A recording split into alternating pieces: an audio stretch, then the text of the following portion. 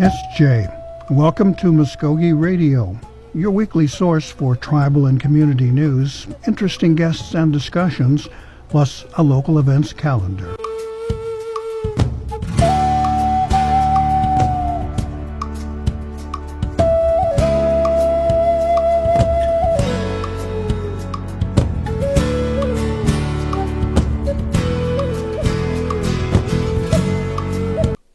SJ, Stongo, Gary Fife, Jaho Jifkados.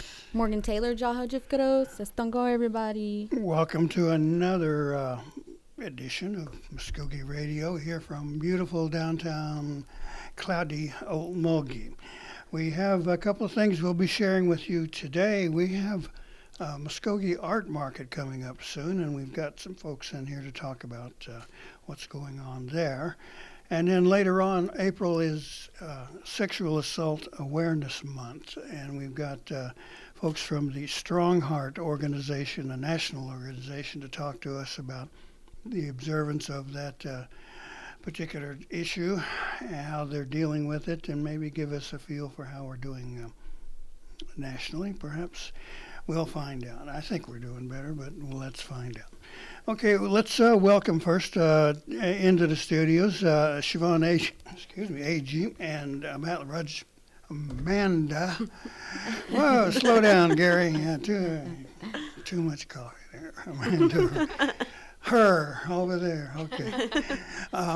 We want to thank you for making time and coming in. Thank you for having us. You've got quite an event coming up now. Is this art? It's Mvskoke Art Market, correct? Yeah, it's a Mvskoke Art Market, so it's our inaugural event. It's the first one the tribe has put on. There's other tribes involved too across the state, and then several that are coming out of state for the art market. So it's our we're really ready for it to happen. I was telling Amanda, we started planning in 2019. We had our first meeting in 2019, and we had to just keep putting it off due to COVID, and so River Spirit has been just gracious working with us. I think we amended our contract about 4 or 5 times, so we got to a point last year where we were like, let's just make it happen, and if something happens and we can't, we'll work through it once we get here. But I mean, it's here and it's next week, so we're ready to roll with it. Right, and if anything happens, as you say, it's out of your hands and right. In the hands of our creator there. So, correct, yeah. So if they want to make people sick, go ahead, but we wish you wouldn't. Yeah. Amanda, you are one of the artists who will be participating in the market this year, is that correct? Yes, I will be. I'm really excited for this. I've been talking with Siobhan about it since 2019, and just looking at the lineup of the other artists that are going to be involved, it should be a really great show. Okay, let's fiddle with the mics here a little bit. Now, Siobhan, why do this? There are a number of art shows going on around Oklahoma that give artists a showcase. Why was it important for this one to take place with the word Mvskoke on it? I think it's just all pride. I mean, the tribe, we've never hosted one, and so I can't remember if it was 2018 or 2019. Several of our artists went to CSAM and with Chickasaw and competed, and some of them placed. And I'm like, we need them to have their own home, not home field, but their own tribe to be able to host one as well. So that kind of got the ball rolling. And after we finished opening the council house in 2018, and we got into the opening in early 2019, we thought, let's go ahead and start planning for an art market now that we got the council house off and running. So that's what we did, and it's been about 3 years in the making, I guess. But I mean, we're here, so I'm thankful that the artists put that much faith in us, that we have the caliber of artists that we have entered, especially for the first show. So I mean, I think we're pretty blessed in that aspect that they'll all be here come next week, and I think it's probably one of the first ones that is not virtual within this area, that people can actually come, and I think that's a big deal for the artists, that they're all able to see each other again and visit. several of them were able to do that in Santa Fe back in August. So it's good to bring them back here. And then some of them are headed home, like we have the Kemps from Arizona that will be making their way, Kenneth Johnson from New Mexico, George Alexander from New Mexico, Jesse Robbins, I believe he's from Arizona. So they're all Muskogee, and they're all headed back home to Tulsa. So hopefully everything will go well and people will just come out. It sounds kind of like you're trying to get on the circuit. I mean, there are a number of shows that happen this time of year in different locations. A lot of them around here. Mm-hmm. And you want this one to become the new kid on the block, to be known. Right. Yeah, exactly. We're trying to figure out a time that would fit into the year where there wasn't as many shows going on. It seems like several occur like during the fall or late summer. So we figured April we're going to see, check it out and see if that's a good time to have one. And so I know people just got done with the herd in March, and so now they have this one in April to look forward to for hopefully many years to come if everything goes well. So. Well, Amanda, now your work has appeared in several venues in the past few years, and now we've got a brand new one with our own tribal name brand on it. What is it about this particular event that appeals to you? Well, Gary, I think one of the great things is being able to come home and showcase my work and the work of other Muskogees to our people, with competing in a lot of the other events on the circuit, or even like Chickasaw or Cherokee Nation. That's great, but our people aren't as likely to attend. The bigger crowd is going to be of that tribe. And so it's nice to be able to showcase our work and culture back to our people. Right, and it's a much shorter drive. It is. I have a question for Amanda. Sure. As an artist, do you find that some artists actually like rely on these shows for like their main income? Yes, definitely. And so how important is it that we're able to provide that for people? It's a great opportunity because it's a platform in our location, and it's a big draw to bring people in. So we are not having to do that marketing. We're not having to absorb the expense. So it's a great benefit for us as artists, for sure. And what kind of, what can you see if you're going to go? Like, what kind of art will you be seeing there? I know it'll probably be a variety of things, right? Like paintings and like handmade stuff. So from what I can see, and this will probably be something that Siobhan can answer better, but I've seen just from the promotions on the Facebook page for the art market that there's going to be a wide range in textiles, in a diverse category in metalwork. And I think it's a very high caliber. Of course, there'll be, basket weavers, and you'll see items that are going to be of a more traditional quality and just a higher quality.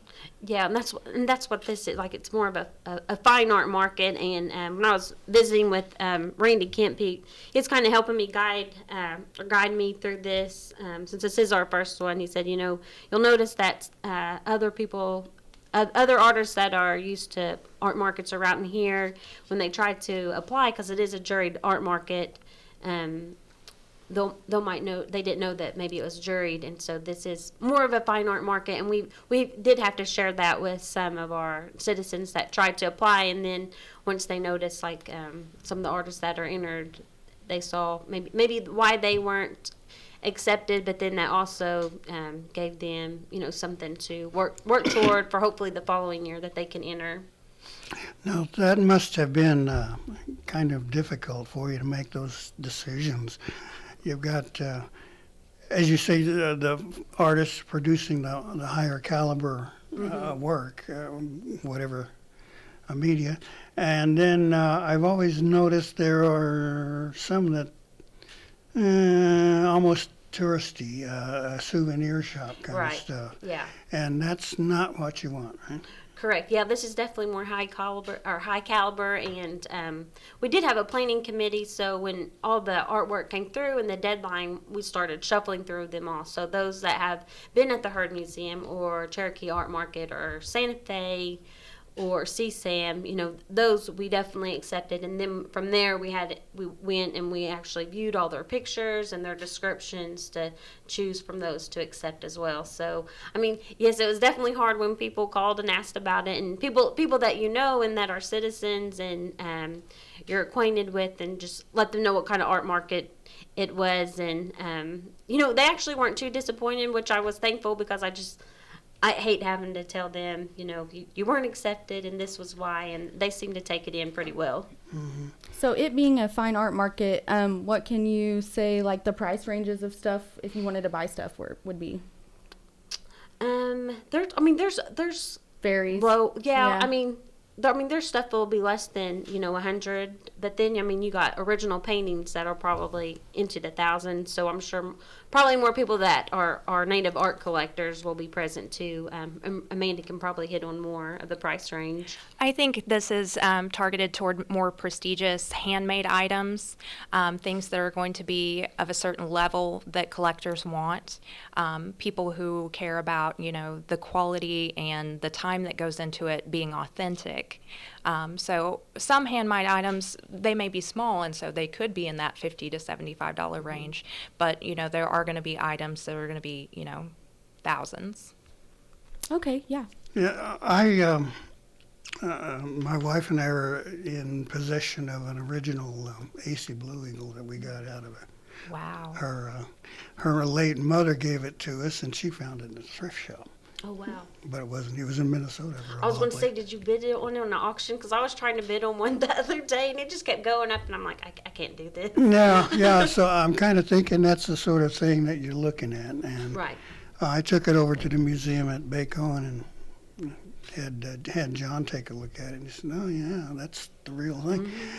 And you could expect anywhere from $2,000 to $5,000 for this. So we're looking at stuff that ain't going to be cheap. So expect to perhaps pay for and bring your checkbook or your credit card. Yeah. And I think there'll still be some stuff on the lower pricing. Like there will be people that have like more traditional, like ribbon skirts. Those things like that will still be available. So there will be things within a reasonable price range as well. But others, expect that there will be other items into the hundreds and possibly thousands. Well, I think that's pretty cool that these artists would be getting that kind of return on their work. Yes. Is there going to be like any kind of competition or anything, or is it just a place to like sell? Well, there will be a competition on that Friday, and due to the space, so we are just limiting it to like the reception to the artists and then some of our invited guests. So all day Thursday afternoon, and then a really short window Friday morning, they'll drop off artwork for competition, and then we do have like a best of show, Mvskoke Heritage Award, Judge's Choice, and then top 3 places for the categories that'll be judged, and then prize money will be handed out that evening. Is there like a central theme you guys are trying to just whatever? Yeah, no, there's no theme. So we have a lot of contemporary and modern artwork, and then also more traditional. So it's open. So we're pretty excited. Sounds like fun. Sounds like you guys are going to see a lot of stuff. Yeah. In the past decade or so, there has been let's call it a movement toward authenticity and real identity. In other words, the fakes aren't welcome. Is this show requiring some sort of proof of tribal identity or at least native heritage? Right. So you had to be a citizen within a federally recognized tribe. And so we made sure that was part of the application process, that they had to submit their citizenship card, and then they also had to submit photos of their work as well. And then they have to abide by the Native Arts and Crafts Act. And so we actually sent our application to them and the guidelines for them to put on their website. And so they might have a representative down as well. So. Speaking of proof, do you guys require like proof of vaccination to be a part of or to come to? No, we didn't ask for that. So it'll be held at River Spirit, and they don't have any sort of requirements. So it is open, so there isn't Just any proof use that some you common made sense there. Yeah, exactly. Just kind of do what you've been doing, and Yeah, so we're getting used to it. We're seeing a lot of beaded masks and yeah, things. yeah. Now, Amanda, as an artist, does it give you some sort of reassurance or comfort in knowing that you're among other Muskogee or at least native artists, and there aren't any fakes there? Yes. One of the things that I see, particularly with people who aren't familiar with what tribal art looks like, they may be told or sold items that aren't native made, or maybe they came from China and somebody's just, or someone who's claiming to be native and putting out this pan-Indian artwork without it being culturally appropriate or accurate. Right. We've seen a lot of that, and fortunately, the feds have been uncovering a lot of this lately and eliminating that sort of thing. So we're proud. Have you personally ran into a situation like that where you felt like your work or somebody you know's work was copycatted or stolen? It actually happens quite often. I've seen it happen to other Muskogee artists where they'll find an item with their image on it being sold on a third-party site that's coming from a lot of time overseas, and trying to get it shut down because our copyrights aren't being they are ignored in other countries. Respected, that's a great word for it. And yeah, you'll see like these Facebook pages that will like steal other people's work, or like that strong resilient indigenous, and it's based in maybe like Vietnam or somewhere overseas. And it makes me so aggravated. So even when you go on their page and comment on there, and then you'll see other. All right, everybody, give us 1 second here. We're having a little bit of phone difficulty. In the meantime, I just want to let you guys know that the Living Legends ceremony will be on June 23rd at River Spirit Casino at 11 a.m. For more information, contact Anita Daney at 918-732-7605. Not sure the date on those nominations, but you can definitely call that number and get a for sure date. The Eufaula Dormitory is announcing their enrollment for the next school year. Interested applicants are required to complete the pre-enrollment questionnaire prior to enrolling, and this can be found at muskogenation.com/services at the education and training/Eufaula dorms. You can email that form at eufauladorm@gmail. And which is funny because I tell my son I'm going to send him to boarding school all the time because he doesn't want to listen. I said, you're native, so I can still send you there if you want. So we are going to talk about sexual assault, a super huge topic, especially among Native Americans, not just women, but men. We experience this at higher rates than other races. As a minority, we have a very low population and experience it very high in high numbers. We were going to talk about some of the improvements that have gone on in the past few years regarding sexual assault against Native Americans. We were going to talk with Strong Hearts Native Helpline Director, Lori Jump. And this was established in 2017. This is a helpline that's 24/7 and confidential and anonymous. It has culturally appropriate domestic dating and sexual violence assistance for Native Americans. Their mission statement is to exist. We exist to restore power to Native Americans impacted by domestic dating and sexual violence by weaving together a braid of safety, sovereignty, and support. I'm not sure if anybody listening has ever experienced sexual assault, but one thing you can do is definitely be there for those people who have gone through that. It can be a very hard topic. It can be a very... Can you hear me? Yeah. Okay, can you hear me? Yeah. Okay, cool. It can be a very hard topic to address as a individual and even as a supporter of family members, friends who have gone through this type of thing. I don't know if we mentioned this before, but it's Sexual Assault Awareness Month. I think that the color we use is purple, right? That's our awareness colors, purple. Wear purple sometime this month, and be in support of those who are healing from the trauma. Now, the difficulty we're having has been a problem, I believe, with the phones here because of our weather. So we're going to keep hammering away and see if we can't make that work. Now there are other interesting materials and things listed on that. On this paper? Yeah, hang on, flip that over. Some of the things to look out for, some of the informational kinds of things that you can look for and be aware of in situations where you may be in danger of some sort of assault. Now, we want to remind our listeners that this is not limited to women. Right. And right here it says about 56% of Native American women, which is over half of all the Native American women and Alaskan Native, experience sexual violence in their lifetimes. And about 27.5, which is about a quarter of men, have experienced it in their lifetime. So sexual violence or assault is one of those things that does not discriminate. It is not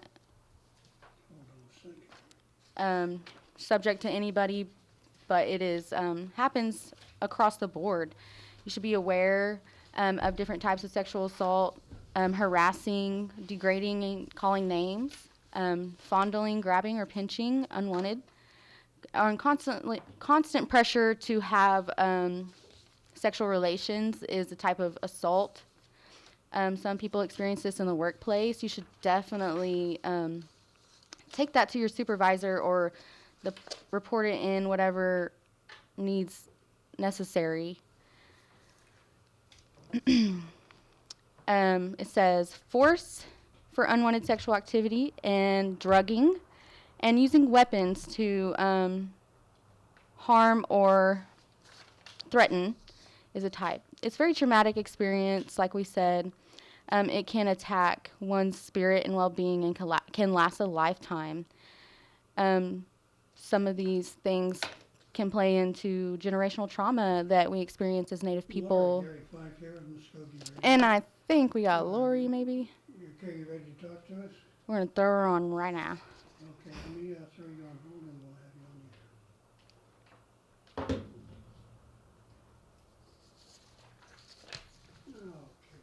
Okay, we've had some success in getting hold of our next guest here. Lori jumped with the Strong Hearts organization. We are, it might help if I turn the silly mic on, huh? Okay, we have Lori Jump here with us to talk about her organization and the topic of sexual assault. Welcome, Ms. Jump. Thank you for making time and joining us here today. Yeah, good morning. Thank you for having me this morning. We have become aware that this is Sexual Assault Month. Is that correct? Yes, it is. Okay. Every April we celebrate sexual awareness.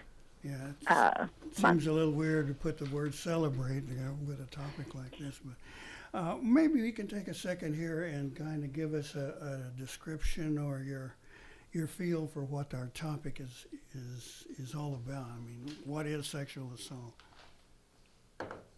Well, sexual assault is any type of sexual activity that occurs without consent. And so it can be anything from, grabbing, touching, kissing somebody without their permission.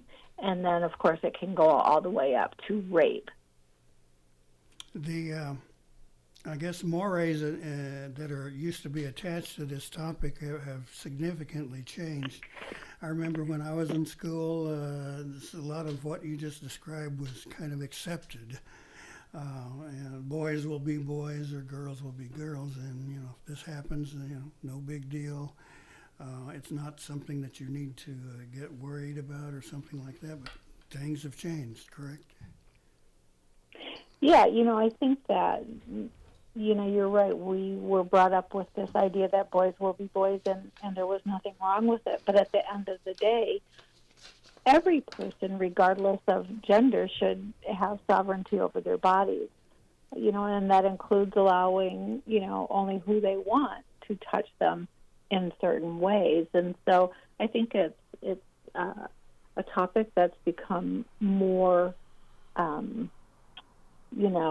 allowable, right? We can talk about it now in ways today that we weren't able to do so, in years gone by. And so it just really has become about recognizing, a person's right to determine who touches their body. And again, that goes across genders. It seemed like in past times that it might have been an embarrassing topic to bring up. And now we're getting more like where we're able to share our stories, like you said. And what do you think initiated that switch among generations? I do think it's the fact that, as I said earlier, I probably should not have used the word celebrate, but we recognize Sexual Assault Awareness Month, right? And so it really is this idea of bringing things out of the darkness and saying, hey, this is okay for us to talk about. And not only is it okay, it's actually really important that we teach our children what is appropriate behavior and what crosses the line. And so I think that over the years, it's been this actually really dedicated effort to bring this out of the darkness that has, allows us to talk about it openly today. Now, that is one cause for celebration. That's one place where we can attach that word in the changing of attitudes. And I think in my particular lifetime, it's really a significant change where guys, might have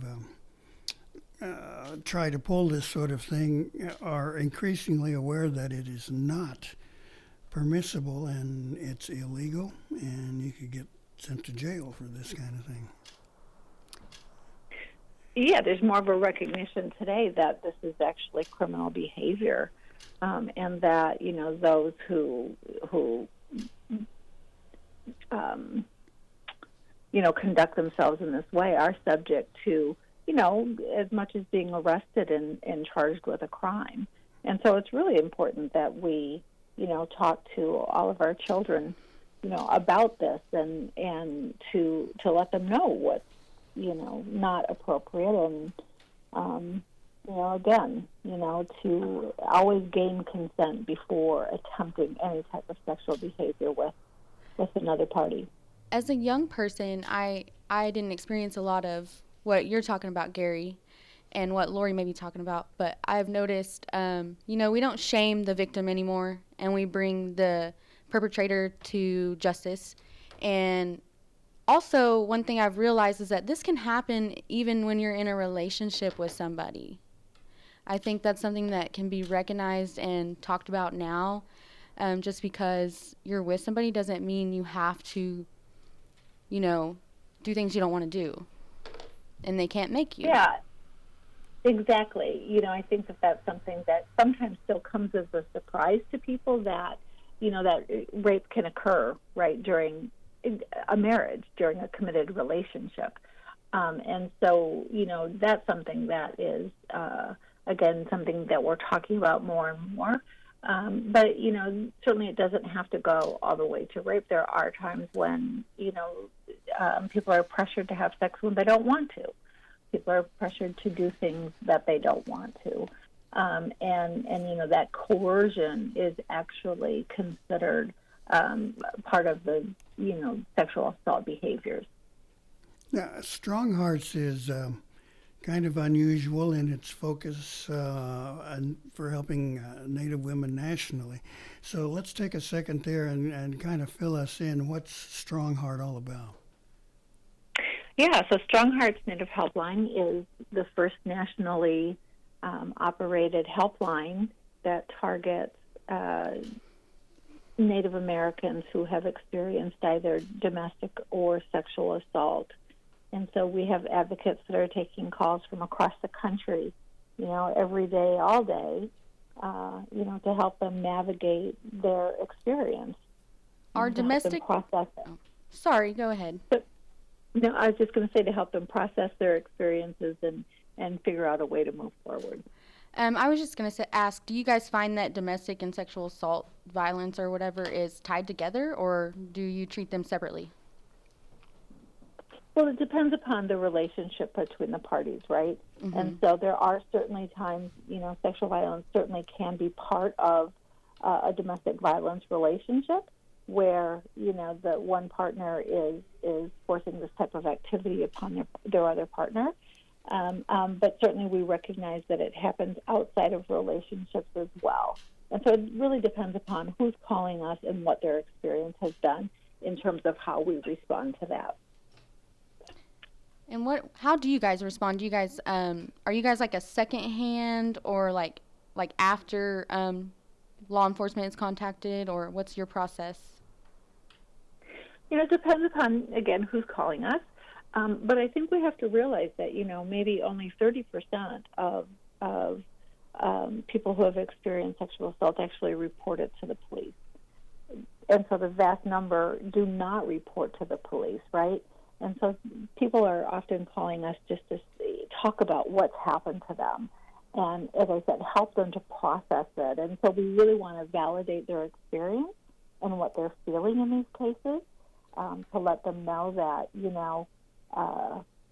nothing that they said or did, is responsible for what they've experienced, that, these activities are always on the perpetrator and not on those who are on the receiving end of it. Let me ask you, who is calling? Are these primarily young people seeking your help, an older group of people who are in bad situations, and what kind of story are they telling you? Yeah, the sad thing is that this type of behavior really doesn't know any boundaries. And so, we have people calling us that are young and that are maybe in dating relationships.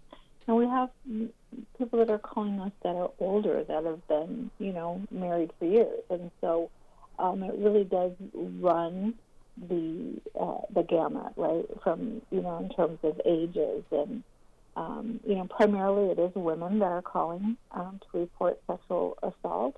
But there, certainly are men who have been victimized, and we want to recognize the pain that they experience as well. Yeah, so like you said, it can be hard for people to process, and having that extra, even anonymous person for sure to help them talk about it. Does this person on the other line that's part of your organization, is it a Native American who has experienced that, like an advocate or a trained professional, or is it just somebody who volunteers, or how's that work? Yeah, our advocates receive a lot of training. Mm-hmm. They undergo about 2 weeks of training just to really understand people's experiences and what sexual assault is. Again, so many people think that it's okay, right?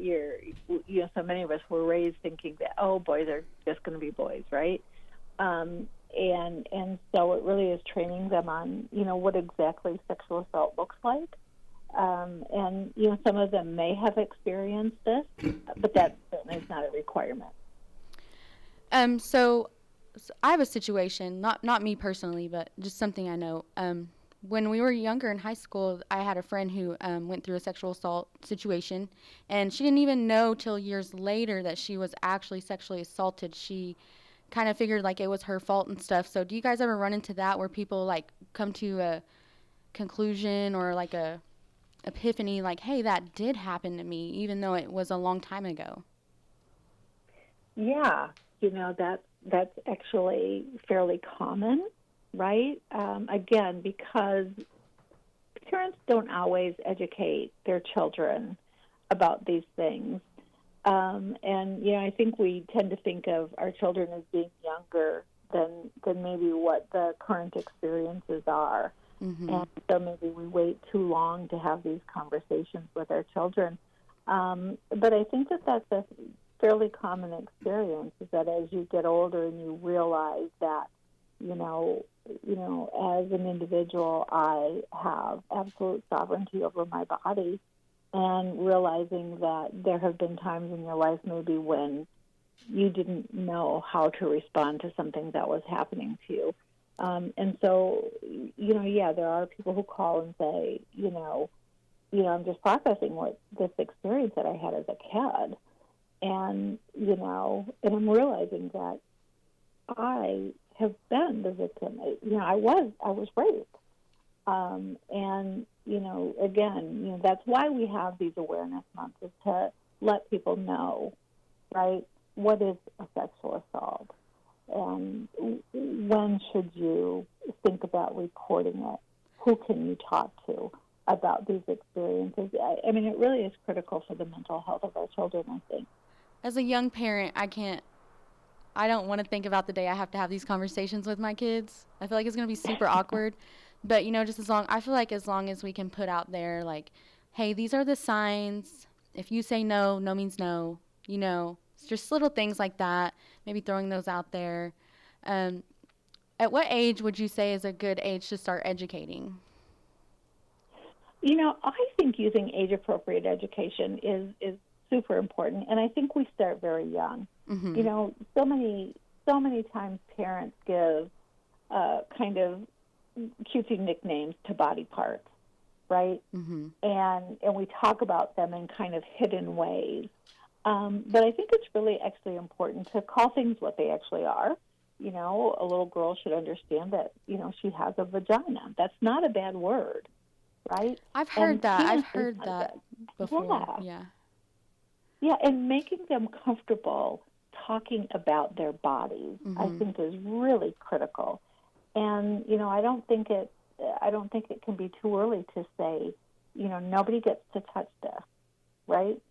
And so, I encourage parents to start early, and when you do that, you make having these harder conversations a little bit easier, because your child is not afraid of the word vagina or penis. It's just a normal word to them. Now, And Lori, so I think that starting early is important. yeah, excuse me, Lori. I'm curious, as we're nearing the end of our show here, have we really changed? I mean, things are much different, of course, when I was young, which is decades ago. Uh, and there's been a lot of awareness and focus on these kinds of subjects. And I'm curious to see what your evaluation is of our progress. Have we really changed that much? Do things now? Can you tell that a lot of that old thinking and behavior is going away, or as people become more aware? Yeah, I think it does, right? Again, we still experience a stigma to it, and it does make it very difficult to reach out to people, that fear of not being believed and of reporting it. But we do have more people that are reaching out for help. If they aren't reporting it, they are reaching out for help to figure out how to move forward after being assaulted. And so I do think that we're making progress, and it's having conversations like the one we're having today that helps make our kids more aware. And so, I do think it helps to serve as a deterrent. So this is a serious topic, like we've been talking about, but is there like repercussions if somebody like falsely accuses somebody? Because I think that can be a situation that I've known people to deal with too, as well, on both ends. Yeah, the rates of false accusations is actually very, very low. That's good. I want to say it's like 3%. And so, it's such a rare occurrence. And, we do have people that tend to focus on that, and which is unfortunate. But the actual occurrence of false accusations is very rare. It does happen. But again, the vast majority of allegations and disclosures are true, and that's how we should treat them, as being true. I definitely think you see that more with like younger teenage girls, probably the false accusations thing, but in my experience. Right. So can we get your number in case anybody out there is struggling or needs to talk to somebody? Yeah, absolutely. People are encouraged to call us or text us at 1-844-7-NATIVE. They can also reach out to us online on our website, strongheartshelpline.org, and just click on that Chat Now icon to reach an advocate. We've had a lot of focus on these kinds of topics in the last few years. The main news media has begun to open up about Native communities and the problems that we face, including this. Has that been of benefit, do you think? Has it opened some eyes here and there and been useful for us? I think, the use of statistics is really important when we're talking about this type of thing. And so, looking at the statistics in Indian country, I think is shocking to people that they don't realize, how big of a problem this is in Native communities. And so I do think that that's helpful. And I think it's helpful in terms of not only people, maybe reaching out for help, but also in terms of, looking at what legal options they have, which are sometimes limited in Indian country, but they are there for, people who want to take that route for sure. Are people calling you now? I mean, you mentioned it before, but have you noticed an increase in the numbers of calls and service? Yeah, as we're still a relatively young organization. We just recently celebrated our 5th anniversary about a month ago in March. And, our numbers have really picked up. In recent months, we're taking anywhere from 700 to, 1,100 calls per month. Oh, wow. That's quite a few. Yeah, again, it takes time to develop trust, I think, for Native people to say, okay, this is an organization that can help me. And that takes time. And so our first few years, it took us a long time to kind of, gain that trust within our communities. But people are reaching out. And so I think we offer really just a critical and sometimes life-saving services to people who are reaching out in pain. Okay, one more time, if someone is interested in getting help, just wants more information, how do they get in touch with you? Yep, they can certainly call or text us at 1-844-7-NATIVE, and they can also reach us at our website, strongheartshelpline.org, and click on the Chat Now icon. Okay, well, Lori, thank you so much for being with us this morning and discussing this very critical topic, and we're glad your service is there to help our people. Yes, thank you for the work you do. Yeah, well, thank you for having us. And again, the media plays such a big part in helping to spread awareness, so we appreciate your efforts as well. Thank you. Yeah. All right. Now we are just about out of here. I'm hangry. I'm hangry and tired. Denocleus. Humbucks. Now, let's see what else we got here. We've run through. Oh, and of course, we remind people festival is back this year. Back this year, last weekend in June, just like normal, quote unquote. Normal. And we're going to have a staff member from the administration come in pretty soon and talk about what they've got, what they don't have, and how we can have a lot of fun at this wonderful opportunity.